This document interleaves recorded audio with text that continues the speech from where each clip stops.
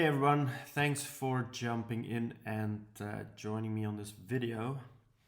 I want to ask first, if you're not subscribed, please, I really appreciate it. Go down, subscribe, click that button while you're at it. Click that little like button as well. Hopefully you like the video. Okay, so what I want to do is I want to dissect the bar muscle up a little bit, and I want you to understand the mechanics that go into it and see if we can help you to have a better approach towards getting it and toward making it a little bit more efficient. Okay, let's jump in. So first of all, let's mute that. Let's go into the bar muscle up here.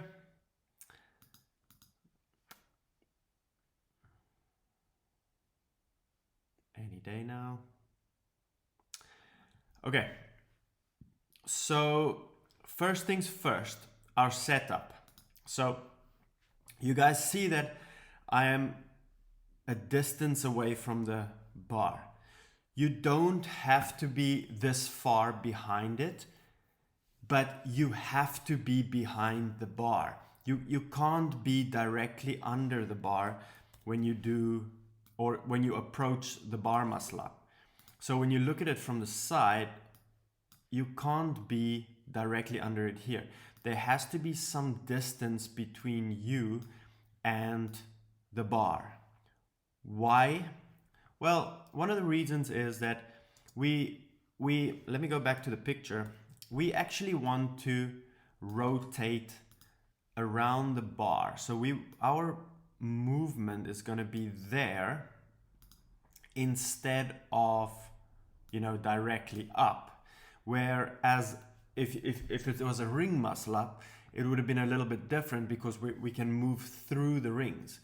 But on the bar muscle up, unfortunately we can't do that because the bar is going to stop us. So what's going to happen is you're going to get into the bar, or you're going to go up on the bar and you're going to hit your chest at the top of the bar, and you won't be able to transition. So this is one of the big reasons why we're jumping from behind the bar. I'm over exaggerating it a little bit here, but the principle is definitely still there. So you'll see that I'm going to walk through it with you step by step, and then at the end we kind of like put everything together. So the jump up is from behind, and you can see I'm jumping up into this hollow position here. It's not perfectly hollow, but it is kind of in a hollow position. But what I'm definitely not doing is I'm definitely not going into an arch position. I'm definitely not jumping into an arch position. This is one position that you don't want to see. You don't want to see that red arch position. You definitely want to change this shape and be more in a hollow position.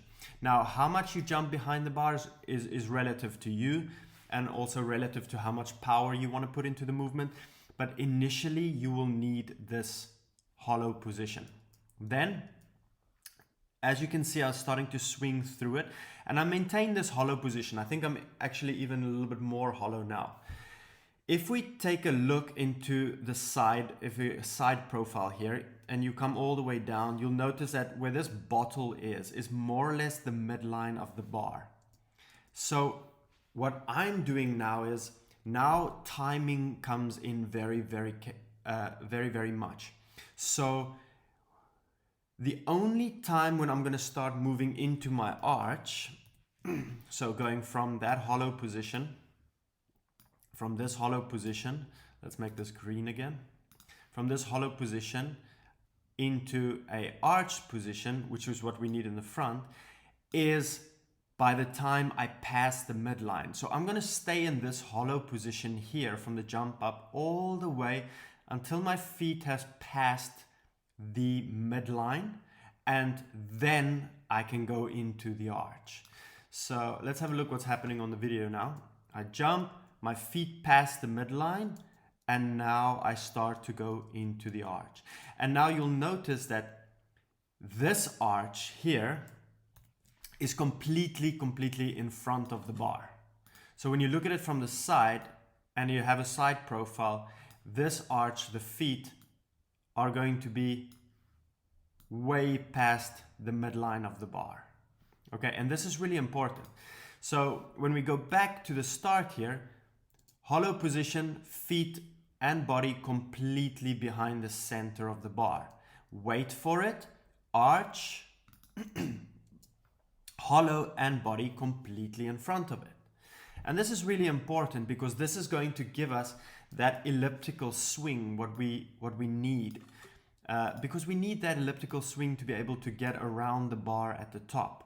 And this pendulum swing here, as I like to call it, is vital. It's absolutely vital. And this kind of amplitude that we have under the bar is going to dictate how we move with the shoulders over the bar. So extremely important. Let's carry on. Okay, so now we've set the position, we've set the pendulum, our timing was spot on. Next stage is we need to form a hollow position here in order for us to be able to go up and move into a kip position. So our hollow position here, extremely important, hollow. And it doesn't have to be the most beautiful hollow in the world. It just needs to be a position where the feet are relative to the shoulders. So kind of like straight, meaning shoulders and toes. But what you do not want to see is you do not want to see the toes higher than the head, because then it becomes into a glide kip. And usually what happens is the feet go even higher and then it's a no rep because it's above the bar. So you will kind of want to think about the feet and the shoulders being in the same equal line to be able to produce power. Now, everything here, from here above, higher, produces more power for you because you'll be able to kip so much higher. But as soon as you start moving above the shoulder, then it becomes detrimental. Then it becomes, it's kind of like a negative effect then. So from here, anything down to here is good, but anything up past is not good anymore. From here, one of the most important things happen. And this is that when you kip, now the kip is going to be let's draw this again for you guys. The kip is going to be the hip extending up, but very important is that this turning point or this turning point, depending on what type of technique you use, does not drop or move. Because if that happens, this kip, and we're kipping to move the center of mass, which is here. If you do not keep the foot there or the knee still and let the hip extend, you're going to end up lower than normal. Okay? So let's first look at the video and see if I'm actually doing it. And then we go back and discuss of what happens if you do not do it, which is most of the time what happens when people learn or when people fatigue. So let's have a look if that or that is actually staying. Good. So you could see the knee and the foot do not drop any lower. So if you look at the wall at the back here and you take a straight line through that, the foot is kind of at the wall level and it doesn't drop lower than the wall level. So you can see that the feet are coming up, they're staying there, and then the hip is going higher, which means now our center of mass is actually changing. It's actually going higher. So as soon as we set up here and we extend, our center of mass has now lifted. And you can see it's straight arms, bars are even below the hips, because I'm getting such a good extension and able to take that potential energy that we created with the hollow into kinetic energy. Okay, so let's draw this again for you guys. I'm just going to take this, I'm going to make it into a hollow. So this was your hollow position. Okay, actually, let's do it properly. Let's go back into the hollow position so you guys can understand it. Okay, so let's take this hollow position and we draw our hollow again. If we did not keep the foot there, okay, and the weight and the center of mass in the kip didn't rotate around the foot, which is what happened for me, and that allowed me to go higher. But let's say you're dropping the feet, so the feet are ending up down in this direction here, and that's not what we want. What ends up happening is that the hip becomes that turning point, and you're going to go into a very aggressive arch, which is what we are looking for at the top. But what's going to end up happening is you're going to drop your feet all the way down, and your hip is going to stay exactly in the same way. So you're going to end up in an arch position, but your center of mass didn't move at all. You're still in this position, and it's because of the drop of the feet. So instead of going up with your center of mass, which is this circle here, you end up kind of staying in the same way. And then what happens now is, now athletes want to pull towards the bar. So what they end up doing is they're ending up hitting their chest really, really hard into the bar and doing like a kind of a high chest to bar. And they just can't get over the bar. And they think to themselves, oh, why is this happening? I'm kipping, my extension in my hip is very aggressive. Sure, the extension in the hip is very aggressive, but that's half the story. Remember that this turning point and this knee is extremely important. If it wasn't, then you would have been over the bar. But it's because of that dropping and the center of mass not moving is why you actually are not getting up. Okay, so let's go back to this. So you see extended position, and you can see that the position that I'm in is this inclined position here. Okay, and this is really, really good in what we're looking for.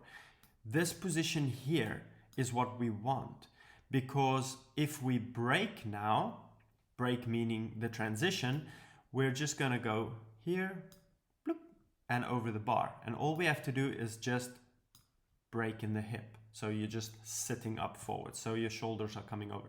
And that's the easiest part. Believe it or not, the transition is the easiest part. Now, let's talk about what will happen if you did lift your feet higher than your shoulders for the kip.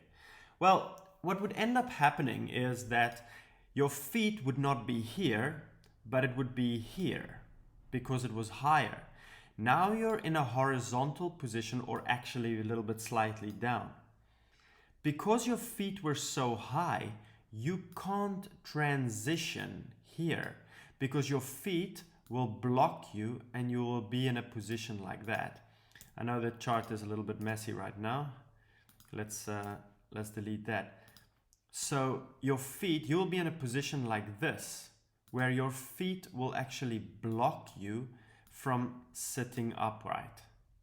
So you'll fold at the top, with the middle being the hip here, and once again you will hit your chest into the bar and you will be able to transition. So a couple of points to note here, and I'm gonna wrap up the video here, is that let's actually go through it from the start. So we're jumping up behind the bar. Make sure to form your hollow position. Then we wait with the feet to cross the midline. We form an arch where the feet are in front. We set the feet to where they are more or less shoulder height. From there, the foot doesn't move, very extensive explode on the hip, and we end up in an inclined position. And then from there, the easiest part happens, and that's just boop, you're up at the top. Okay. I hope this video helped you guys a lot. If you have any questions, drop questions down in the comment section. I'd be happy to answer it. I'd be happy to help you out, get your bar muscle ups very efficient. Again, smash that like button. if you can, I really, really do appreciate it, because it helps the algorithm, and then, you know, I can reach more people and try to help more people. If you haven't subscribed, do it now. I'll wait. Thank you. And yeah, see you guys in the next one. Peace.